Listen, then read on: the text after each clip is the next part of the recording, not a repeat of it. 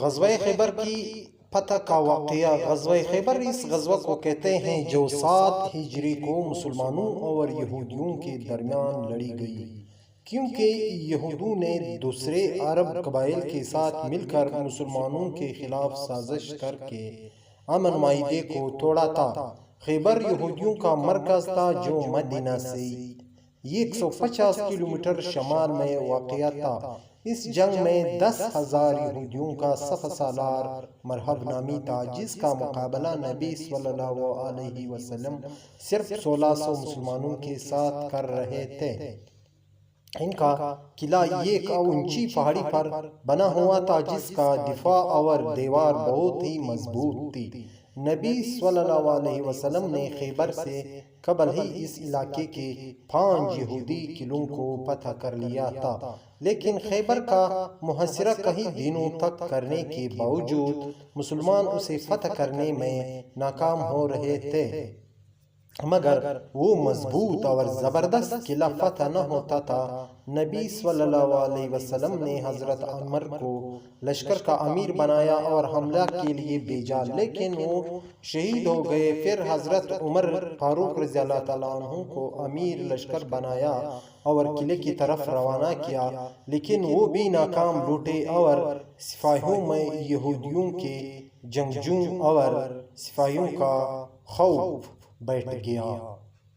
رسول اللہ صلی اللہ علیہ وسلم طبیعت کچھ ناساز محسوس ہوئی تو آپ آرام کرنے چلے گئے۔ رات میں جب حالات بہتر ہوئی تو آپ نے پوچھا کہ دن میں کیا ہوا، لہٰذا صحابہ نے آپ کو سارا حال سنایا۔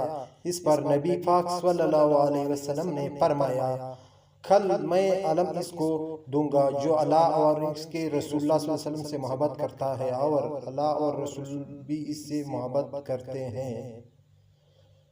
وہ کرا رہے ہیں اور میدان سے فرار نہ ہوگا جب تک اللہ اس کے ذریعے خیبر فتح نہ کروا دے۔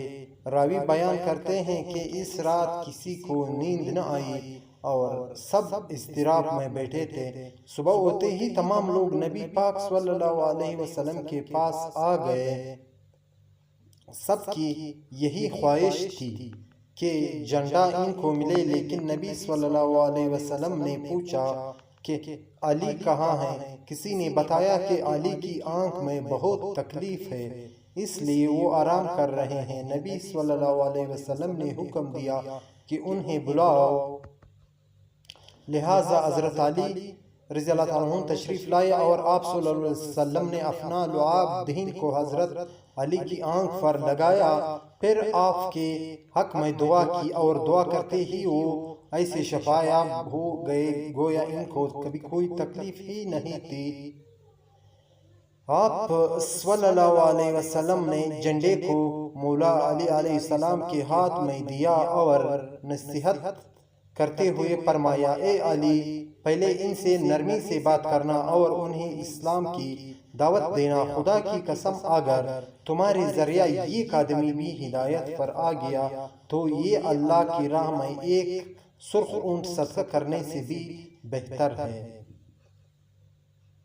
جب مولا علی علیہ السلام لشکر سمیت قلعہ خیبر کے دروازے تک پہنچے تو یہودیوں کی طرف سے مرحب جس پر پڑا ہوا باہر آیا تو مسلمانوں کے لشکر کی طرف سے خود مولا علی تشریف لے گئے اور آپ نے بھی یوں رجس پڑھا کہ میں وہ ہوں کہ جس کی ماں نے اس کا نام حیدر یعنی شیر رکھا ہے۔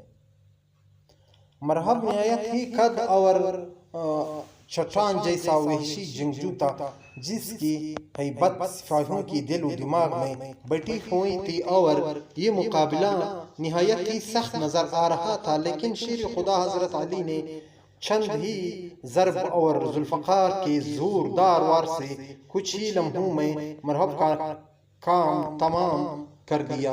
اس کے بعد اسلامی لشکر نعرے تکبیر سے گونج اٹھا، لہٰذا یہودی لشکر مسلمانوں پر ٹوٹ پڑے اور گھمسان لڑائی شروع ہو گئی، جس میں مولا کائنات علی ابن ابی طالب کی بہادری اور جرأت مندانہ لڑائی اپنی مثال آپ ہے۔ کچھ ہی دیر بعد خود نبی صلی اللہ علیہ وسلم بھی اپنے ساتھیوں سمیت تشریف لے آئے۔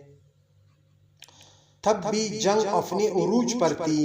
راوی بیان کرتے ہیں کہ ایک یہودی نے قلعے کے دروازے کے پاس حضرت علی پر وار کیا، جس سے حضرت علی کی ڈھال گر گئی، لہٰذا آپ نے اپنے بازوؤں کی زور سے قلعے کے ایک دروازے کو ہی اکھاڑ لیا اور اسے اپنی ڈھال بنا کر لڑنے لگے، یہاں تک کہ قلعہ آپ کے ہاتھوں سے فتح ہوا۔